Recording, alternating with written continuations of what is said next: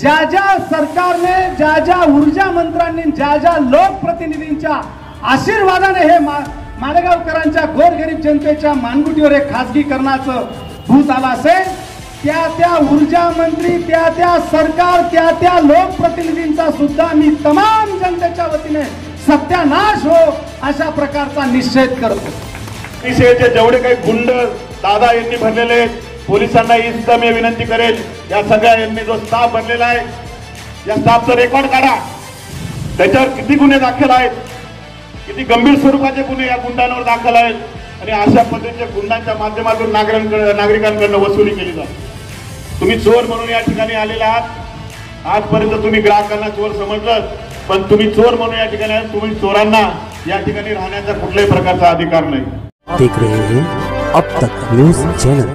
आणि या इंग्रजांच्या विरोधात पहिला असहकाराचा नारा त्यांनी दिला।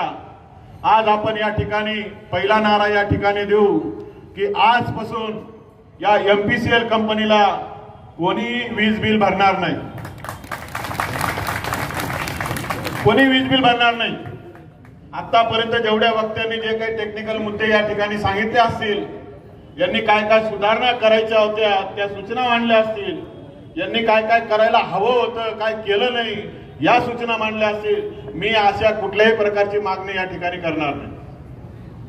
कारण 5 वर्ष अनेकांनी या ठिकाणी आंदोलने केले, धरणे आंदोलने केले, सर्व प्रकारचे आंदोलने केलीत। 5 वर्षात काही फरक पडला? मग आता काय फरक पडणार? कदाचित त्यांचं हे सुद्धा असेल की आज नेहमीप्रमाणे एक आंदोलन होईल, काही तास आपल्याला या ठिकाणी ऑफिसमध्ये पोलिसांच्या बंदोबस्तात राहावं लागेल, नंतर मात्र आपले जे काही धंदे आहेत ते परत आपण लगेच करायला मोकळे होऊ। मात्र यापुढे असं होणार नाही। या ठिकाणी मी आणखी एक घोषणा करतो, सुनील आबा गायकवाड पॉवर सप्लाय कंपनी ही आजपासून निर्माण झालेली आहे आणि यानंतर कोणाचं वीज कनेक्शन जर कट झालं तर ते सुनील आबा गायकवाड पॉवर सप्लाय कंपनी ते जोडून देईल। आणि आज या ठिकाणी मी प्रायव्हेट वायरमॅनांची भरती या ठिकाणी घोषित करतो, ज्यांना माझ्या कंपनीत काम करायचं असेल त्यांनी उद्या या ठिकाणी माझ्या ऑफिसला इंटरव्ह्यूला यायचं। आणि जी काही मागणी मी या ठिकाणी मागितलेली आहे, पोलिसांना यांनी 5 वर्षामध्ये किती पैसे भरलेले आहेत याचा खुलासा आपल्याला येणाऱ्या 4-8 दिवसामध्ये होईल। त्याचबरोबर आणखी काही मुद्दे या ठिकाणी बंडू काकांनी सांगितले आहेत, त्याचाही माहिती अधिकारामध्ये वाघ साहेबांनी ती सगळी माहिती घ्यायची आहे। आज या ठिकाणी प्रचंड असा पोलीस बंदोबस्त लावण्यात आलेला आहे। आम्ही कालच अधिकाऱ्यांना सांगितलं, आज आमचा तसा काही उद्देश नाहीये, मात्र बरं झालं तुम्ही एवढ्या मोठ्या संख्येने आलात।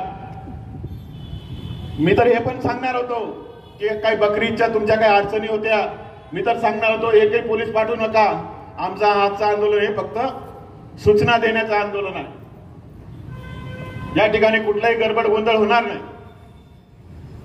मात्र ते सांगण्याआधीच तुम्ही एवढ्या मोठ्या प्रचंड प्रमाणात आलात आणि तुम्ही या ठिकाणी सगळ्या व्यथा ऐकून घेतलेल्या आहेत।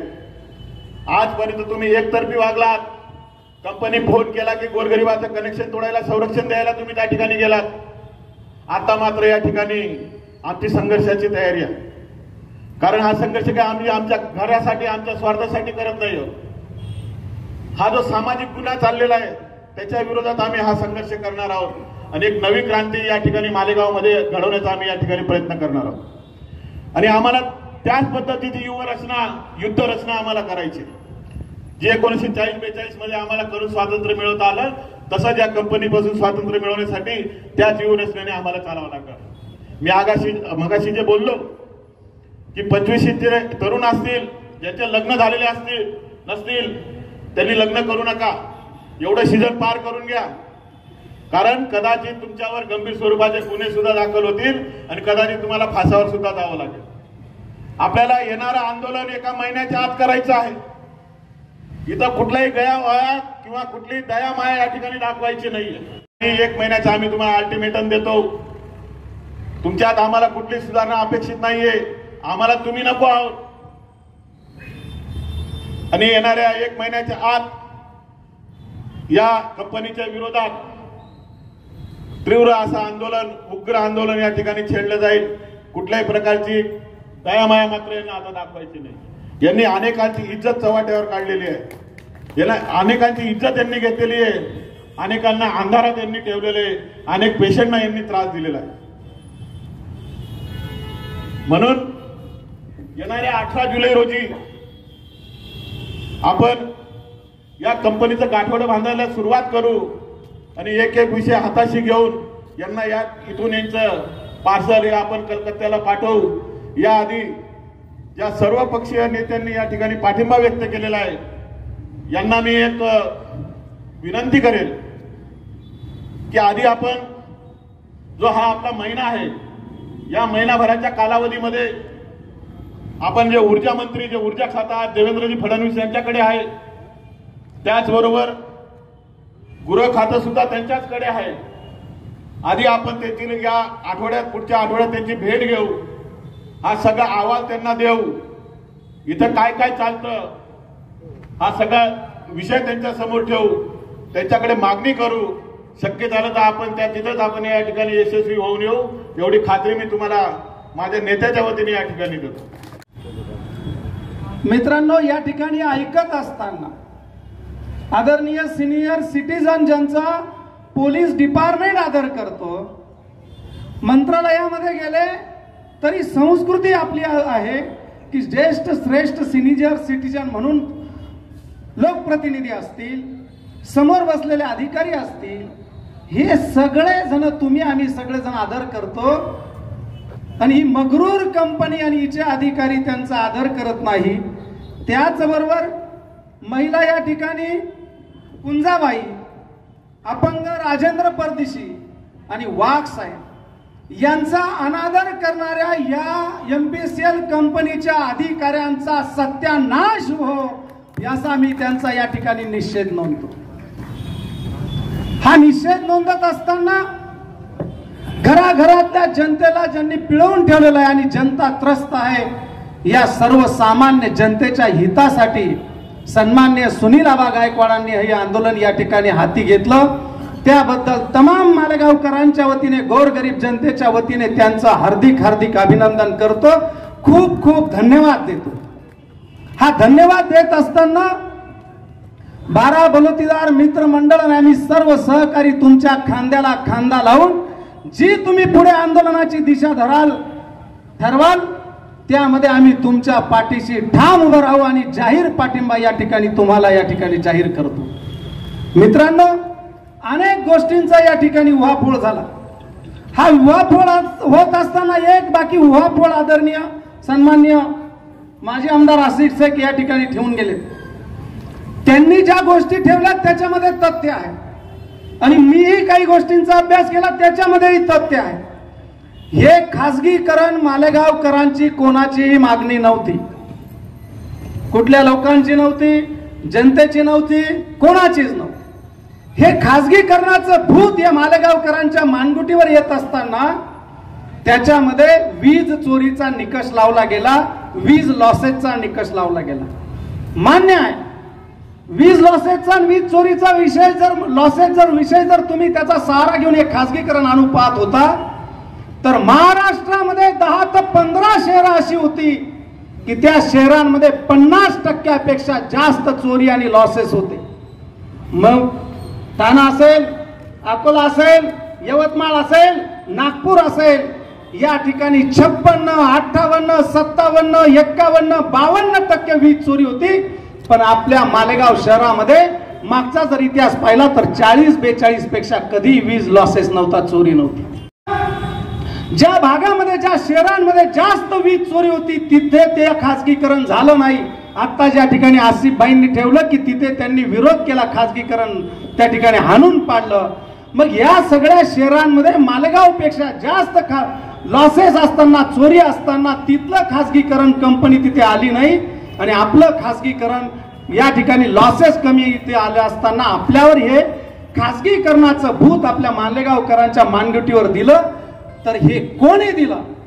ज्या ज्या सरकारने, ज्या ज्या ऊर्जा मंत्र्यांनी, ज्या ज्या लोकप्रतिनिधींच्या आशीर्वादाने हे मालेगावकरांच्या गोरगरीब जनतेच्या मानगुटीवर एक खासगीकरणाचं भूत आलं असेल, त्या ऊर्जा मंत्री, त्या सरकार, त्या लोकप्रतिनिधींचा सुद्धा मी तमाम जनतेच्या वतीने सत्यानाश हो अशा प्रकारचा निषेध करतो.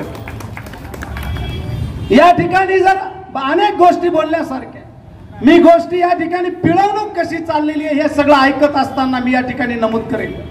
पहिली पिळवणूक, वाजवीपेक्षा बिल जास्त, त्या बिलावर आणखीन आकारणी व्याज दंडात्मक जास्त, त्याच्यानंतर मीटर बंद. एक अपंगग्रस्त या ठिकाणी आलेले, माझ्याकडे काही मागे तक्रारी आल्या, घर पडलेलं आहे, त्या घरामध्ये तो राहत नाही आणि त्या बंद घराला 5-6 हजार रुपये वीज बिल. काही लोकांनी, ही मावशी या ठिकाणी आहे, काही लोकांचं राहणं इथे नाही, बदलीच्या निमित्ताने फंड पेन्शनच्या माध्यमातून आपले 2-3 रूमचे फ्लॅट बांधले. बदली झाली म्हणून ते नाशिक कुठे नोकरीच्या ठिकाणी गेलेत, त्यांचे फ्लॅट बंद आहेत, तरी त्यांना 10-20 हजार रुपये बिल चालू आहे. म्हणजे तिथे वापर नाही, मीटर बंद आणि त्यांना वीज बिल येतात. मी कोणत्या पद्धतीची लूट चाललेली. त्याच्या पलीकडे जाऊन या ठिकाणी या पुंजाबाई शिंदे यांनी या ठिकाणी आल्या असताना यांना कायम 600 रुपये, 700 रुपये, 500 रुपये बिल यायचं आणि अचानक 13/2/2023 पासून 22 पासून त्यांना डायरेक्ट 1,84,000 रुपये बिल आलं. तर हे बिल आलं कसं? मग यांच्या घरामध्ये काय अचानक फॅक्टरी चालू झाली का? हा सुद्धा संशोधनाचा भाग आहे. आमच्या इथे संपर्क चर्चा मराठी भाषा समजणारे संपर्क तुमच्या ऑफिसमध्ये एक माणूस ज्याला मराठी भाषा जे आपण त्यांना